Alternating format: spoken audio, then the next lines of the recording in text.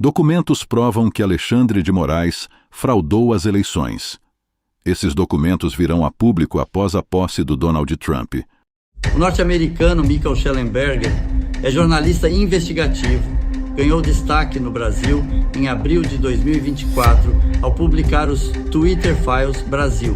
Esses documentos, obtidos por meio de e-mails internos do Twitter, revelam que o Tribunal Superior Eleitoral, TSE, e o Supremo Tribunal Federal, STF, sob a liderança do ministro Alexandre de Moraes. Shellenberger afirmou que tais ações representavam uma ampla repressão à liberdade de expressão no Brasil e uma intensa censura a políticos e jornalistas. Escutem a gravidade das denúncias dele e, para não haver dúvida, fizemos com tradução simultânea. A Câmara dos Representantes dos Estados Unidos divulgou mais de 500 páginas de documentos confidenciais de tribunais brasileiros relacionados a exigências de censura na X, anteriormente conhecida como Twitter. O comitê os obteve do X por meio de seus poderes de intimação.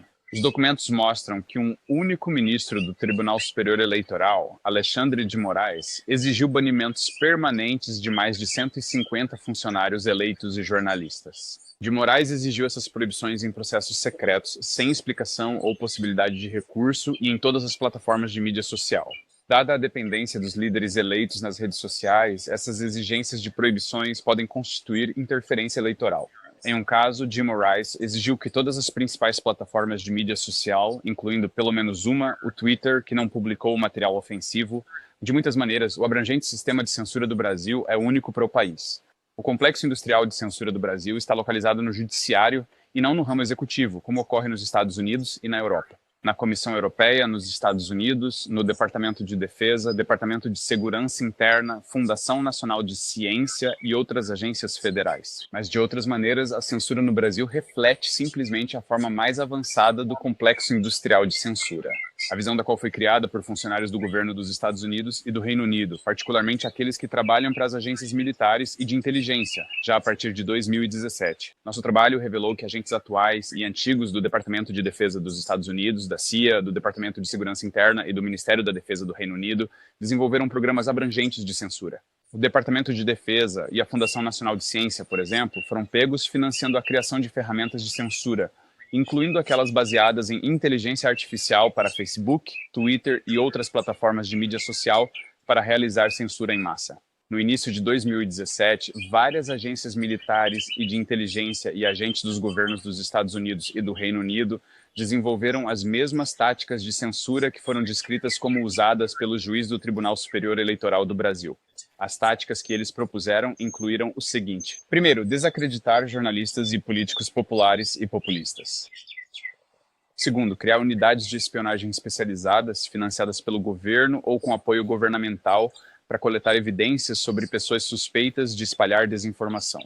Terceiro, o uso de influenciadores de terceiros para exigir que as redes sociais mudem seus termos de serviço. E, então, em quarto lugar, pressionar os anunciantes a boicotar plataformas de mídia social que permitem a liberdade de expressão, algo que realmente funciona no Facebook.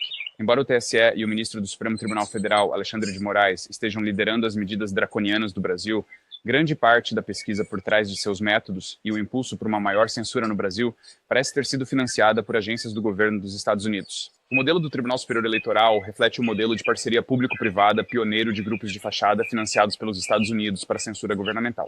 O plano estratégico do TSE para 2022 afirma, para responder aos desafios que a desinformação impõe à integridade das eleições e à própria democracia, o programa adota um modelo de rede de organização e funcionamento baseado na mobilização de órgãos de justiça eleitoral e na formação de parcerias estratégicas com múltiplos participantes, incluindo as mais diversas agências governamentais, imprensa e organizações de checagem de fatos, provedores de internet, entidades da sociedade civil, acadêmicos e partidos políticos. Este manual cita vários relatórios das organizações mais influentes do complexo industrial de censura, incluindo o Instituto Aspen e o Observatório da Internet de Stanford, ou CO, que recebe financiamento da Fundação Nacional de Ciência e foi criado pelo Departamento de Segurança Interna, DHS, para censurar visões desfavorecidas sobre a Covid-19 e a eleição de 2020 nos Estados Unidos.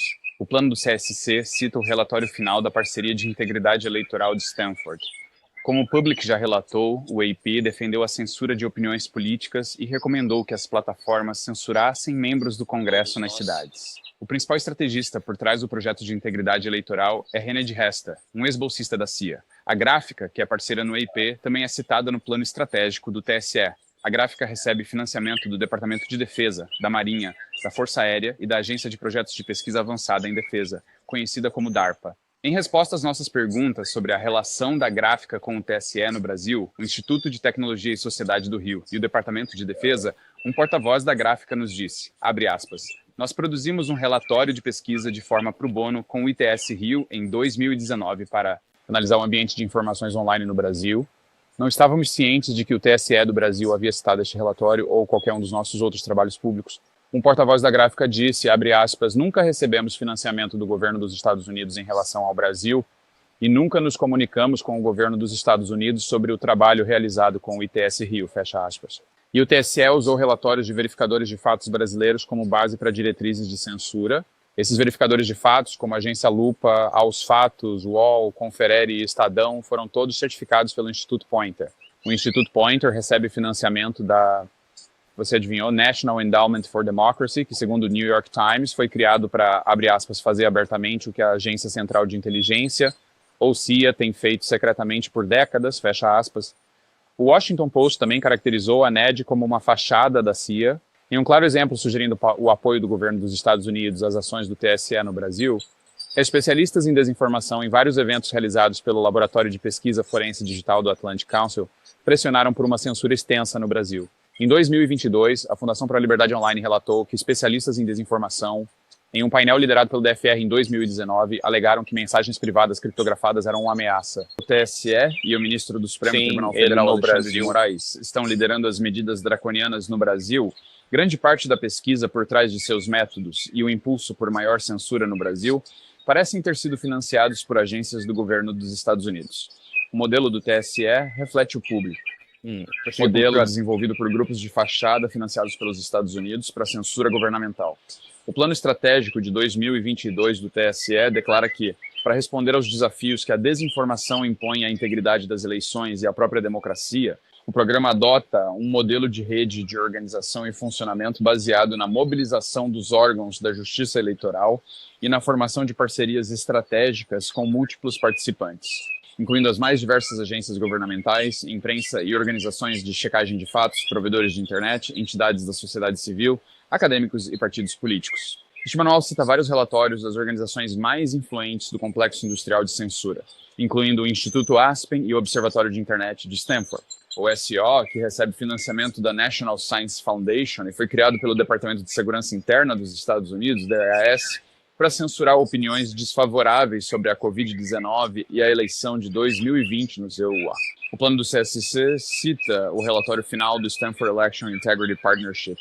Como a Public já relatou anteriormente, a EIP defendeu a censura de opiniões políticas e recomendou que plataformas censurassem membros do Congresso Municipal. A principal estrategista por trás do projeto de integridade eleitoral é René de Resta, uma ex-pesquisadora da CIA. A Gráfica, uma parceira no EIP, também é citada no plano estratégico do TSE. A Gráfica recebe financiamento do Departamento de Defesa da Marinha, a Agência de Projetos de Pesquisa Avançada de Defesa, conhecida como DARPA.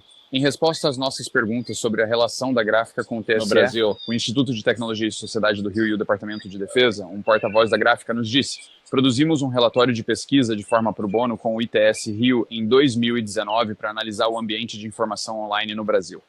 Nós não estávamos cientes de que o TSE do Brasil havia citado este relatório ou qualquer outro de nossos trabalhos públicos. O porta-voz da Gráfica disse, abre aspas, nunca recebemos financiamento do governo dos Estados Unidos em relação ao Brasil e nunca nos comunicamos com o governo dos Estados Unidos sobre o trabalho realizado com o ITS Rio, fecha aspas.